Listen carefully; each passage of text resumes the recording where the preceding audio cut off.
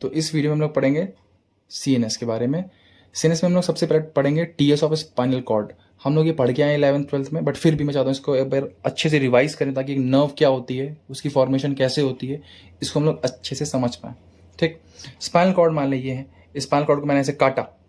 ठीक, ये मेरी बॉडी की एंटीरियर या वेंट्रल साइड थी, ये मेरी बॉडी की पोस्टीरियर या डॉर्सल साइड थी। मैंने स्पाइनल को काटा, ये आई स्पाइनल का टीएस था, उसको मैंने जैसे रख दिया। तो बताओ ये है anterior side, anterior ventral side, ये है डॉर्सल साइड या posterior side, dorsal posterior anterior ventral side. ठीक, हम लोग को अगर स्पाइनल कॉर्ड दे दी जाए तो हम कैसे पहचानेंगे कि यार कौन सी साइड डॉर्सल है या कौन सा एंटी या फिर कौन सी साइड वेंट्रल है? तो सिंपल सी बात है, एक डीप फिशर होता है, ऐसा डीप फिशर।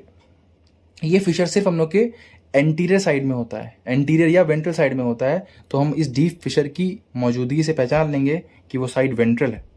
ठीक, अच्छा, अब जो हमारा स्पाइनल कॉर्ड होता है, इसमें जो ग्रे मैटर और व्हाइट मैटर का अरेंजमेंट होता है ना, वो थोड़ा सा अलग होता है।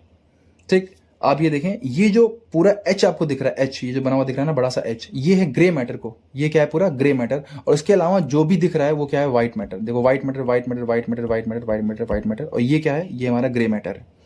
ठीक, अच्छा, अब एक बात को समझें, व्हाइट मैटर वाले पार्ट को हम लोग फ्यूनिकुलस भी बोलते हैं। क्या बोलते हैं? फ्यूनिकुलस। जैसे कि मान लो मुझे इनकी नेमिंग करनी है, तो ये हो गया मेरा एंटीरियर फ्यूनिकुलस, ये वाला हो गया लेटरल फ्यूनिकुलस क्योंकि लेटरल साइड है, और ये बॉडी के पीछे है, तो हम लोग इसे बोलेंगे posterior funiculus. Funiculus is nothing but the white matter present in the spinal cord. Fine, अब आते हैं हम लोग ग्रे मैटर वाले पार्ट पे। तो जो ग्रे मैटर वाला पार्ट होता है ना, वो देखो व्हाइट मैटर में ऐसे प्रोजेक्ट कर रहा है, ऐसे कुछ प्रोजेक्शन दे रहा है। उन प्रोजेक्शन हम लोग बोलते हैं हॉर्न। जो प्रोजेक्शन डॉर्सल साइड में उन्हें बोलेंगे डॉर्सल हॉर्न, और जो प्रोजेक्शन वेंट्रल साइड में उन्हें हम लोग क्या बोलेंगे, वेंट्रल हॉर्न्स। ठीक है, चलो अब हम लोग ये समझते हैं आखिर एक स्पाइनल नर्व होती क्या है। ठीक, मैं कंफ्यूजन बताता हूँ। जब मैंने पहली बार पढ़ा था ये सब 11 में, तो मुझे लगता था कि एक नर्व जो होती है उसमें एक ही टाइप के तार होते हैं, या तो वो सेंसरी ही होती होगी या तो वो मोटर ही होती होगी, बट ऐसा नहीं था। बाद में मालूम पड़ा कि एक नर्व में कई तार हो सकते हैं, सेंसरी तार हो सकते हैं, मोटर तार हो सकते हैं, सिंपैथेटिक तार हो सकते हैं, पैरासिम्पैथेटिक तार हो सकते हैं। समझ रहे हो? तो एक नर्व में सिर्फ एक तरह के तार नहीं होते, वो कई तारों का गुच्छा होती है हमेशा। ठीक, तो उसमें सेंसरी फाइबर हो सकते हैं या मोटर या सिंपैथेटिक या पैरासिम्पैथेटिक। इतनी बात समझ में आती है? तो अब हम इन फाइबर्स की स्टडी करते हैं। तो देखो, अब अगर हम लोग अभी पैरासिम्पैथेटिक और सिंपैथेटिक वाले पार्ट को भूल जाएं, हम लोग सिर्फ सेंसरी और मोटर पे बात करें, तो सेंसरी फाइबर्स कौन से फाइबर्स होते हैं? क्योंकि इन्फॉर्मेशन को लेके आते हैं हमारे सीएनएस तक। जो इन्फॉर्मेशन को लेके आते हैं उन्हें हम लोग क्या बोलते हैं, सेंसरी फाइबर्स। ठीक, और जो इन्फॉर्मेशन या फिर डिसीजन, जो हमारे सीएनएस का डिसीजन है, उसको लेके जाते हैं अफेक्टेड ऑर्गन तक, वो होते हैं मोटर फाइबर्स। ठीक, ये बिल्कुल वैसा ही है कि ये समझ पुलिस स्टेशन है हम लोग का सीएनएस। ठीक, पहले यहां पे फोन जाता है कि भैया आग लग गई है, ठीक है, और फिर यहां से फायर ब्रिगेड जाती है। तो जो इंफॉर्मेशन आई फोन कि भैया आग लग गई है, वो थी सेंसरी फाइबर्स। जहां से फायर ब्रिगेड गई वो क्या है, हमारे मोटर फाइबर्स। ठीक है, अच्छा, हमारे डॉर्सल हॉर्न और वेंट्रल हॉर्न के अलावा यहाँ पे एक लेटरल हॉर्न भी होता है, लेकिन लेटरल हॉर्न हम लोग के पूरे स्पाइनल कॉर्ड में नहीं होता है। हमारे स्पाइनल कॉर्ड का वो पार्ट जो कि ऑटोनॉमिक नर्वस सिस्टम बनाने में इन्वॉल्व होता है, सिर्फ उन्हीं पार्ट में क्या होता है, लेटरल हॉर्न प्रेजेंट होता है। जैसे कि जो हमारा स्पाइनल कॉर्ड का नेक वाला रीजन होता है, वहां से एएनएस वाली नर्व्स नहीं निकलती हैं, तो इसीलिए वहां पे लेटरल हॉर्न्स प्रेजेंट नहीं होते हैं। ठीक, अब समझो, अब आप ये देखें कि डॉर्सल हॉर्न से एक रास्ता निकल रहा है, इसे हम लोग बोलते हैं डॉर्सल रूट। ये रास्ता क्या है, नर्व्स की एंट्री के लिए बेसिकली एक रास्ता है। ठीक, और डॉर्सल रूट में होता है डॉर्सल रूट गैंग्लियन। आपको पता है कि जो हमारे स्पाइनल कॉर्ड की डॉर्सल रूट होती है उसमें सूडो यूनिपोलर न्यूरॉन्स होते हैं। सूडो यूनिपोलर न्यूरॉन्स कैसे होते हैं कि उनका एक सिरा तो ऐड करता है एज डेंड्रॉन्स और एक सिरा तो ऐड करता है एज एक्सॉन्स। ठीक, और ये क्या है, इसका साइटोन। तो यहाँ पे बहुत सारी नर्व्स आ रही होंगी, तो एक साइटोन तो होगा नहीं, बहुत सारे क्या होंगे, साइटोन का कलेक्शन होगा। Collection of cyton outside the CNS is called as ganglion. Collection of cyton inside the CNS is called as nuclei. तो एक कलेक्शन ऑफ साइटोन है बट आउटसाइड द सीएनएस है, इसलिए हम लोग इसे क्या बोल रहे हैं, गैंग्लियन, डॉर्सल रूट गैंग्लियन।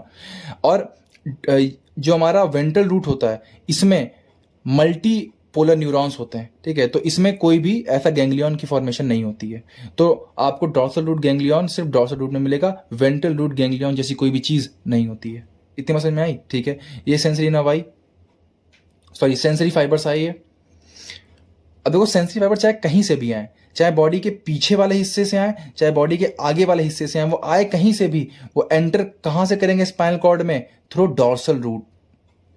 ऐसे ही मोटर फाइबर्स भी बॉडी के चाहे वो पीछे वाले हिस्से तक इंफॉर्मेशन ले जा रहे हो, चाहे आगे वाले हिस्से तक इंफॉर्मेशन ले जा रहे हो, वो लेकिन वो कहां से पास होंगे हमेशा? स्पाइनल कॉर्ड से कहां से निकलेंगे? हमेशा वेंट्रल हॉर्न से निकलेंगे, ठीक है। तो लेटरल हॉर्न के लिए भगवान ने लेटरल रूट क्यों नहीं बनाया? जब डॉर्सल हॉर्न के लिए बनाया था डॉर्सल रूट, वेंट्रल हॉर्न के लिए बनाया था वेंट्रल रूट, तो लेटरल के लिए लेटरल रूट बना देते। तो भैया जो लेटरल हॉर्न होता है, मैंने आपसे अभी कहा कि वो ऑटोनॉमिक नर्वस सिस्टम बनाता है, मतलब उसके अंदर सिर्फ और सिर्फ मोटर फाइबर्स होंगे। और अगर सिर्फ मोटर फाइबर होंगे तो उसके लिए कोई अलग सा रूट बनाने की जरूरत है ही नहीं, क्योंकि मोटर फाइबर तो सब वेंट्रल रूट से जा ही रहे थे। तो जो लेटरल हॉर्न से भी फाइबर्स अराइज होते हैं मोटर, वो इसी के साथ चले जाएंगे।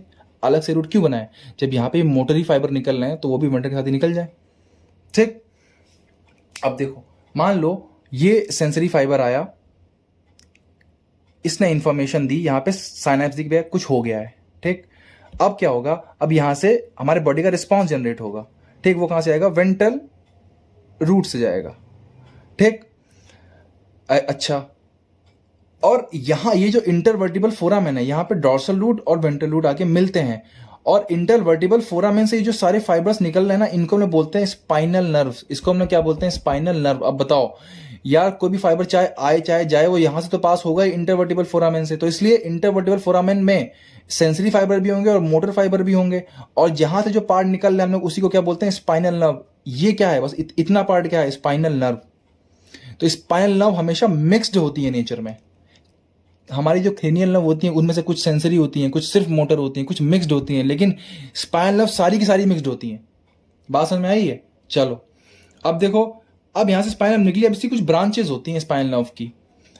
वो ब्रांच जो कि पीछे वाले बॉडी के हिस्से से कम्युनिकेट कर रही है, मतलब पीछे वाले हिस्से से क्या कर रही है, वहां से इंफॉर्मेशन ला रही है या भेज रही है, उसको हम लोग बोलते हैं रैमस डॉर्सैलिस। रैमस का मतलब होता है ब्रांच, और डॉर्सैलिस का मतलब जो डॉर्सल वाले हिस्से से इंफॉर्मेशन कैरी कर रही है।